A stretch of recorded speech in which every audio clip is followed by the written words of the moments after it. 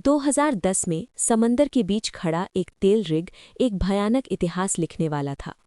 एक छोटी सी तकनीकी चूक धीरे धीरे एक बड़े खतरे में बदलने लगी। 20 अप्रैल की रात एक धमाके ने सब कुछ बदल दिया। तेल ने समुद्र को जहर बना दिया और हजारों जीव इसकी कीमत चुकाने लगे।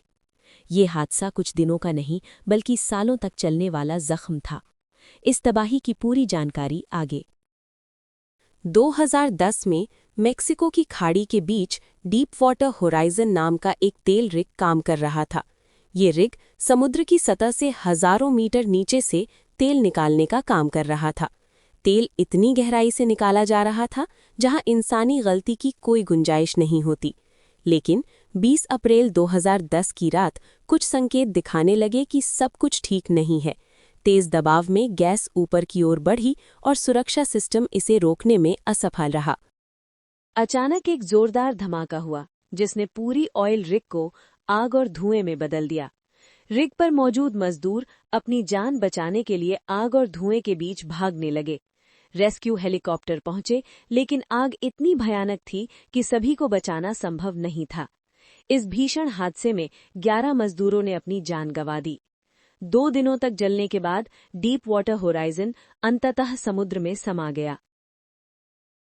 लेकिन असली तबाही तब शुरू हुई जब समुद्र की गहराई से तेल बिना रुके बाहर निकलने लगा। हर घंटे हजारों बैरल तेल समुद्र में फैलता गया, जिसे रोकने का कोई तरीका नहीं था।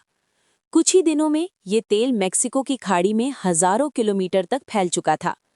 ये रिसाव अमेरिका के इतिहास का सबसे बड़ा समुद्री तेल हादसा बन गया। तेल ने पक्षियों के पंखों को जकड़ लिया, जिससे वे उड़ भी नहीं पा रहे थे। समुद्री कछुए इस जहरीले पानी में फंस गए, जिससे उनकी गति और सांस लेने की क्षमता प्रभावित हुई। मछलियां मरने लगी और समुद्र की सतह धीरे धीरे एक कब्रगाह बनती चली गई। तेल समुद्र से निकलकर तटों और दलदली इलाकों तक पहुंच गया, जहां जीवन सबसे नाजुक होता है। मछुआरों की रोजी रोटी खत्म हो गई, क्योंकि समंदर अब मछली नहीं, जहर दे रहा था। हजारों स्वयंसेवक जानवरों को बचाने में जुटे, लेकिन नुकसान पहले ही बहुत बड़ा हो चुका था। समुद्र की नीली चादर अब काले जहर से ढक चुकी थी। मछुआरों की रोजी रोटी एक ही पल में समुद्र के साथ डूब गई। हजारों मछलियां किनारे पर आकर दम तोड़ चुकी थीं। लोग मदद के लिए आए, लेकिन नुकसान बहुत बड़ा हो चुका था। ये हादसा सिर्फ एक दुर्घटना नहीं था, ये इंसान की लापरवाही की कीमत थी। समय के साथ जहर फैलता गया और समुद्र हारता गया। जहां जीवन पनपता था, वहां अब सिर्फ मौत के निशान थे। कुछ जिंदगियां बचाई गईं, लेकिन ज्यादातर कभी वापस नहीं आ सकीं। समुद्र किनारे अब सन्नाटा था, जैसे प्रकृति खुद शोक मना रही हो। दुनिया ने इसे खबर कहा, लेकिन समुद्र के लिए ये सजा थी।